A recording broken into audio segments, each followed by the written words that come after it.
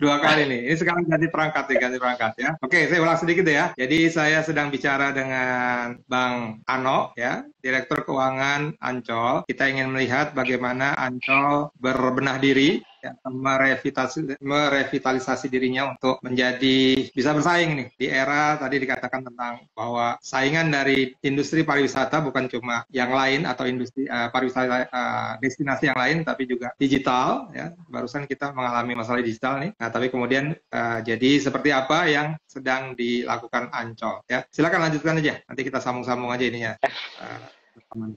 Ya, mudah-mudahan bisa lebih lancar. Udah diganti nih ininya, gadgetnya. Terima kasih Bang Taufik, teman-teman semua yang mendengarkan live ini. Saya coba refresh sedikit bahwa memang tantangan kita adalah nggak hanya destinasi pariwisata yang terlihat, tapi digitalisasi seperti Netflix, YouTube, tontonan-tontonan di OTT itu menjadi pesaing kita juga yang sangat berat. Jadi kita harus bisa mengadaptasi situasi itu.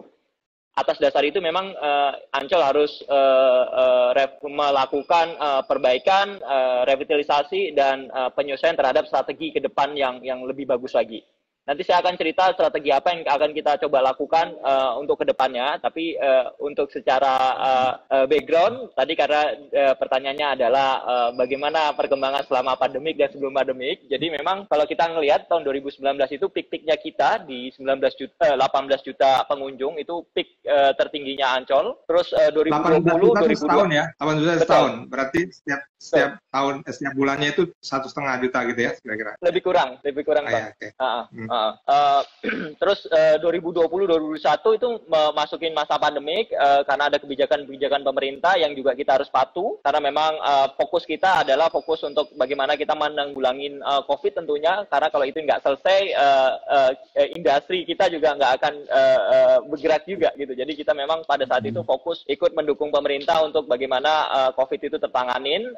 Namun demikian karena ada situasi tersebut, pengunjung kita itu drop kali di 2020 itu kita turun menjadi 4,5 juta, setahun. Karena memang itu ada 2020 Bang. Jadi dari 18 juta langsung turun ke 4,5 juta. Karena memang kita banyak mengalami penutupan dan itu menyebabkan pengunjung kita turun. Tahun 2021 sekarang itu juga mengalami penurunan dari 2020 karena hari kita tutup itu lebih banyak ternyata Bang. Oh iya. Hari 2020 masih buka 2 bulan ya? Atau 3 bulan ya? Iya. Jadi kita mulai start tutup itu kalau di 2020 di Maret begitu pengumuman dari pemerintah. Jadi 2 bulan kita masih menikmatin kenaikan dari pengunjung lah yang seperti normal. Tapi memang begitu 2021 kita mengalami di proyeksi kita sampai akhir tahun ini mungkin kita akan membukukan 3,5 juta pengunjung. Oh, jadi gitu. dari 4,5 juta terus turun jadi 3,5 juta di 2021. Jadi nah, itu ini nggak mungkin. 2 hari terakhir ini nggak mungkin 1 juta masuk ya 2 hari. dua hari di penghujung tahun kita coba mematuhin peraturan dari pemerintah Bang. Jadi kita nggak ada event akhir tahun. Padahal kalau di industri kami itu akhir tahun itu harvesting, panen biasanya. Cuma kita nggak melakukan itu karena kita memang ikut aturan pemerintah untuk mencegah third wave yang kita antisipasi tidak akan terjadi sih di tahun depan mudah-mudahan. Jadi turun mungkin 3,5 juta. Atas penurunan pengunjung itu tentunya di 2020-2021 kita mengalami kerugian. Tapi memang kerugian itu kita bisa tekan Bang. Kalau kita ngelihat di tahun 2020 kita itu membukukan kerugian sekitar 393 M negatif net profit. Laba rugi kita itu negatif, keuntungan net profit kita 393 M, tetapi di 2021 ini Bang, kita bisa turun tekan kerugian kita menjadi 272 M Bang. Kan belum selesai.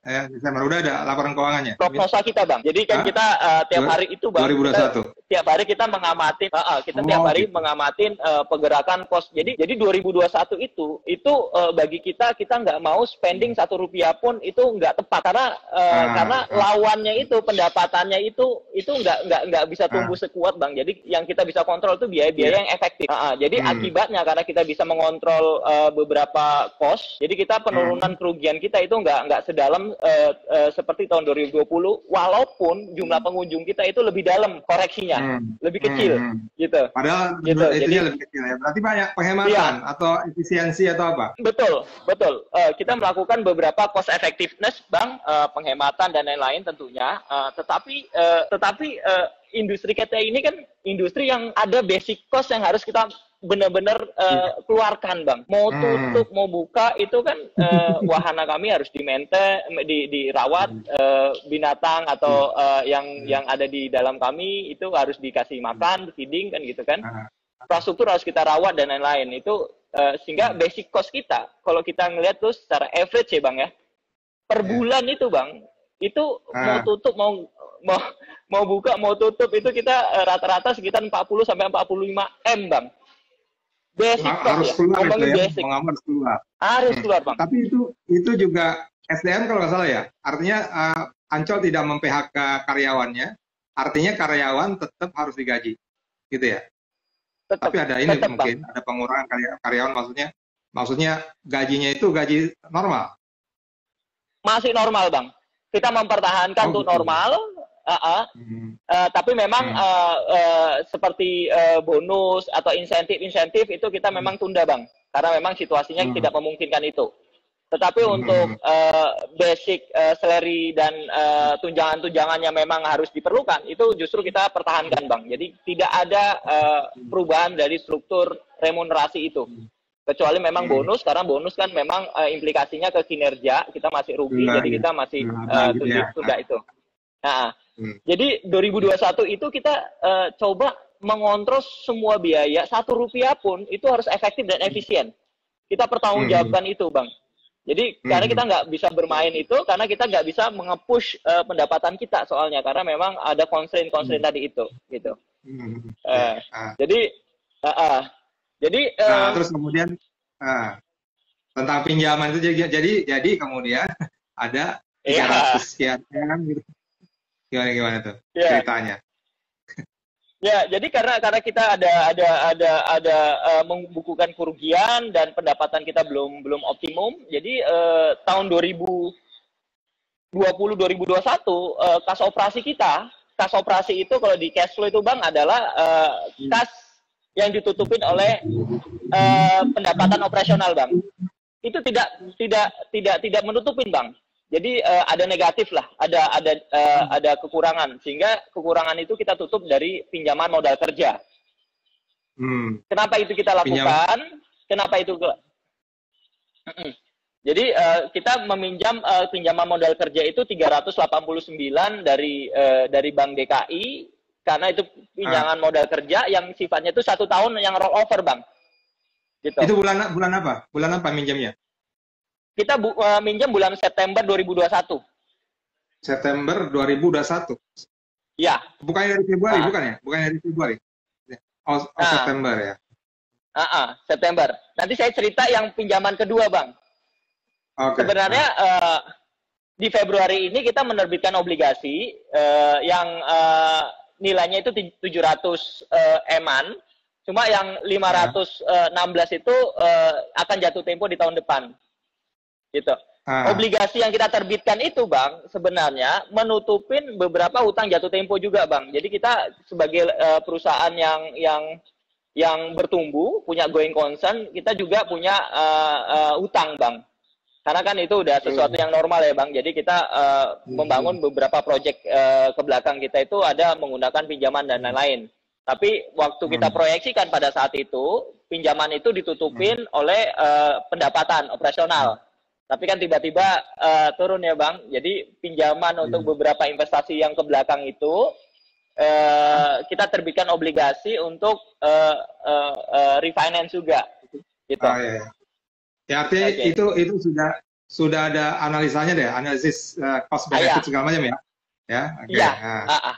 Itu aman Bang. Jadi akibat kekurangan kas operasi itu kita meminjam modal kerja yaitu 389 M yang kita signing di September 2021 kemarin Bang. Itu satu ya, karena memang pandemi. Bukan yang 516. Ini bedanya apa? Belum, ini satu dulu. September ini posisi September tahun ini 389 untuk nutupin kas operasional yang negatif karena memang pandemik turun tadi itu Bang ya. Gitu. Itu satu. Oke.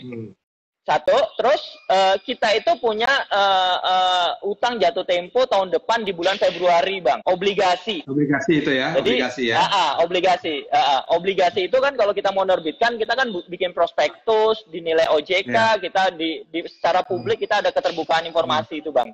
Jadi maka kita layak menerbitkan obligasi karena memang rating kita itu single A Bang. Bagus. Jadi kita, iya single A.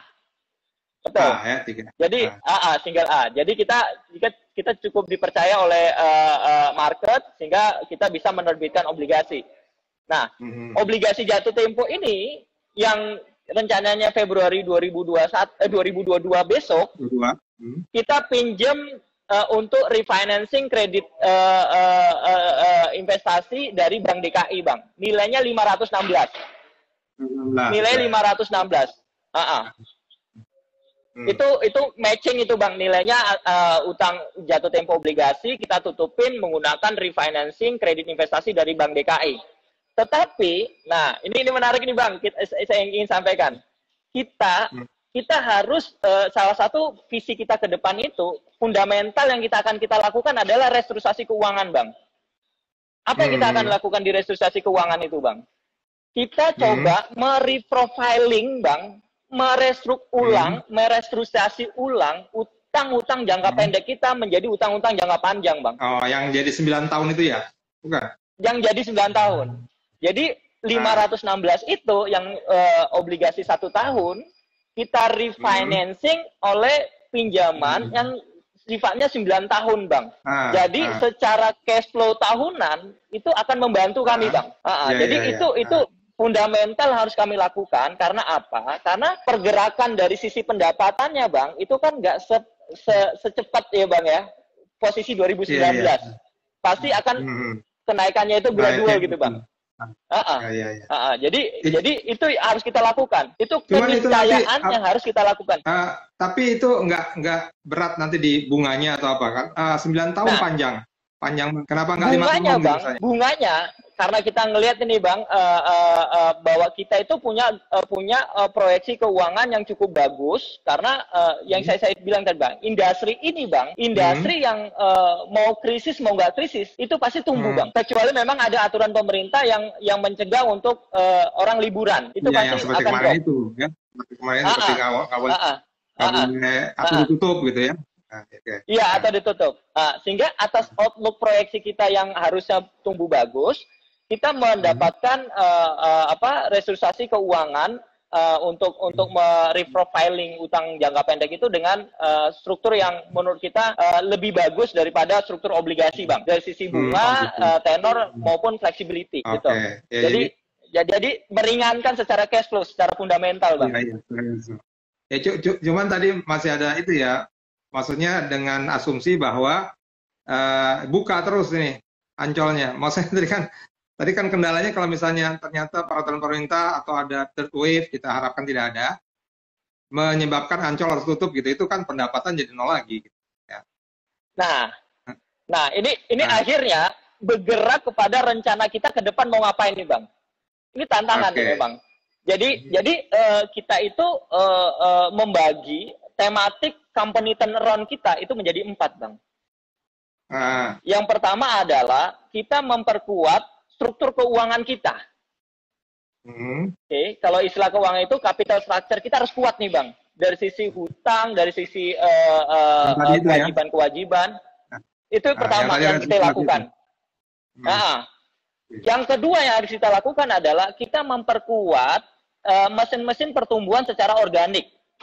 Jadi kayak wahana-wahana kita, properti kita itu harus secara organik tumbuh secara kuat. Jadi strategi marketing dan lain-lain itu harus kuat, Bang.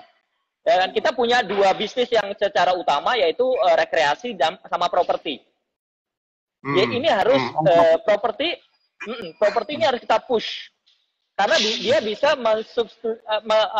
melengkapi atau bahkan menambah value dari rekreasinya, Bang.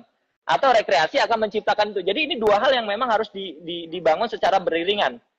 Properti di mana sih propertinya? Properti yang mana nih yang akan dikembangkan? Ya tentunya di areal kan kita punya apa namanya, Bang, punya perumahan, punya land bank yang harus dikembangkan gitu, Bang. Kita punya MICE, kita punya banyak hal, Bang. Termasuk yang akhirnya dipinjam atau disewa oleh Jakpro untuk Formula E, bukan? Kenapa, Bang? Sorry, Bang. Termasuk yang lahan yang mau dipinjam Jakpro untuk Formula E, bukan? Nggak itu masuk ke sana nggak? Itu salah satu, tapi itu menurut kita nggak terlalu nggak menjadi ini, Bang, grand design-nya Ancol ke depan, Bang. Gitu. Itu hubungan kita cuma meminjamkan dan Jakpro menyewa aja, Bang. Tapi menurut kita itu nggak punya going concern yang sustain yang menjadi grand design Ancol ke depan, Bang. Okay. Itu kedua ya, Bang. Yang ketiga adalah kita menciptakan non-organic growth, Bang. Pertumbuhan non-organik. Jadi kita itu memetakan potensi yang ada di Ancol, Bang. Terus kita mencari potensi-potensi menjadi sumber pendapatan barunya apa nih? Memang kita belum bisa disclose. Ini memang kita belum bisa disclose, Bang, karena kita perusahaan terbuka. Tapi ada nanti, Bang. Jadi kita ada di sisi barat itu kita mau mengembangkan satu pusat pertumbuhan masa depan kita, ya. Di sisi marinanya itu, Bang, itu memang kita lagi merencanakan sesuatu untuk itu. Gitu. Itu akan menjadi sumber pendapatan baru kita di masa depan yang bisa menambah lagi tuh, Bang. Gitu. Itu anti pandemi ya? Maksudnya anti tadi pandemi, yang Bang. Anti pandemi, ya. Anti pandemi. Artinya nggak pengaruh kalau misalnya harus tutup, wisata tutup, itu nggak pengaruh. Tadi yang nggak pengaruh, Bang. Apa tadi istilahnya? Organik. Non-organic growth. Itu ketiga. Yang keempat, ini yang nggak kalah penting menurut kita. Kita lagi menyiapkan penguatan organisasi dan sumber daya manusia, Bang. Jadi 4 program ini menurut saya fundamentalnya memang adalah SDM sama organisasi. Jadi kita coba menjadi perusahaan yang sangat agile dengan SDM yang up to date, Bang. Yang relevan pada pertumbuhan masa depan dan saat ini, Bang.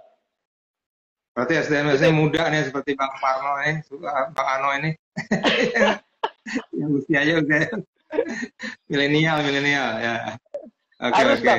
Harus yang relevan ya, maksudnya nggak harus tua muda, Bang, cuma yang penting dia relevan terhadap sekarang dan masa depan. Zaman ya, terhadap perkembangan zaman ya. Ya bisa ngikutin lah gitu. Bisa kayak Bang Taufik misalkan, itu kan sangat relevan dunia sekarang kan. Gitu. Mudah-mudahan kalau jadi itu. Jadi atas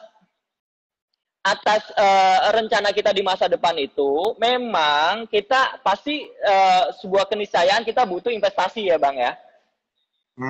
Gitu. Yeah. Kan nggak mungkin kan karena kita baru mau take off dari pandemi kan gitu kan. Terus ini kita punya rencana masa depan, pasti sebuah keniscayaan itu ada investasi. Nah, rencana investasi ini memang kita rencanakan untuk dibiayain dari pihak ketiga, yaitu penambahan kredit investasi, gitu. Yang ini memang masih dalam perencanaan ya, Bang. Yang saat ini memang didiskusikan lah oleh itu, yaitu sebesar memang dalam rencana. Belum publik ya? Belum publik, Bang. Untuk belum untuk berarti publik. bukan yang kemarin 334, bukan? 334, Bang. Sebenarnya 334.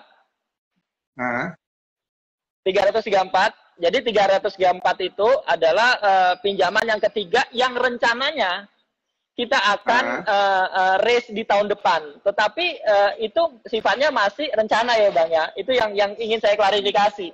Jadi 334 itu kita belum signing apapun. Tapi jadi kok udah keluar ininya? Udah keluar angkanya, udah keluar ininya dari apa namanya? Ya. Kemarin kan proyeksinya segala macam. Apa karena diminta sama DPRD jadi dibuat gitu? Gimana? Enggak. Yang pertama gini Bang, kita itu perusahaan BUMD Bang. Kita itu harus menyampaikan rencana kerja dan anggaran perusahaan tahunan Bang ke pemegang saham kita. Pasti kita harus itu pasti kita udah harus melist, mengkaji ya secara ke depan sesuai dengan strategi kita ke depan itu kita kebutuhan capex-nya berapa. Oke? Yang kedua, karena kita perusahaan publik Bang, TBK, kita harus menginformasikan bahwa perusahaan ini akan tumbuhnya seperti apa secara proyeksi Bang. Karena kita harus menjaga rating dan kepercayaan publik kan Bang. Iya. Jadi OJK juga kan memantau terus ya? Pasti. Setiap aksi korporasi yang kita lakukan, itu kita membuat keterbukaan informasi ke publik dan kita sampaikan ke OJK dan lain-lain Bang. Kita nggak ada yang kita tutupin karena kita TBK soalnya.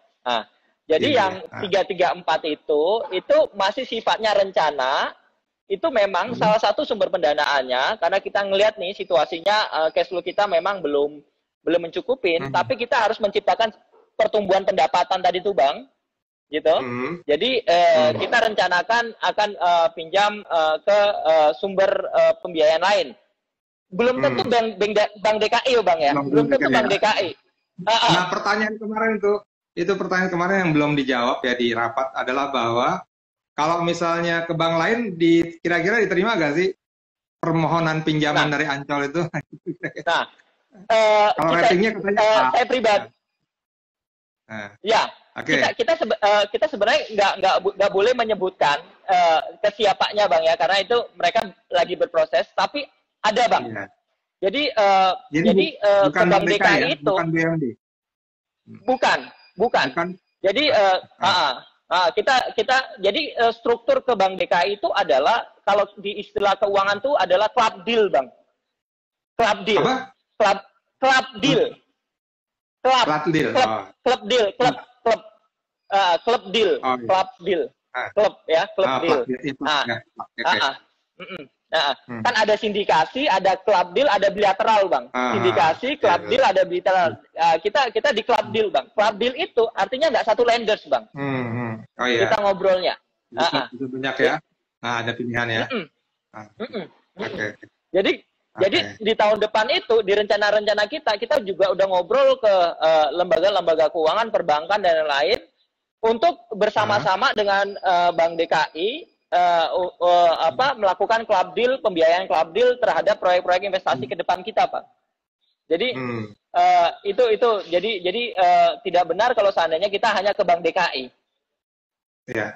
Itu proyeknya harus meyakinkan ya, proyek yang dipropos oleh Ancol ya, harus bisa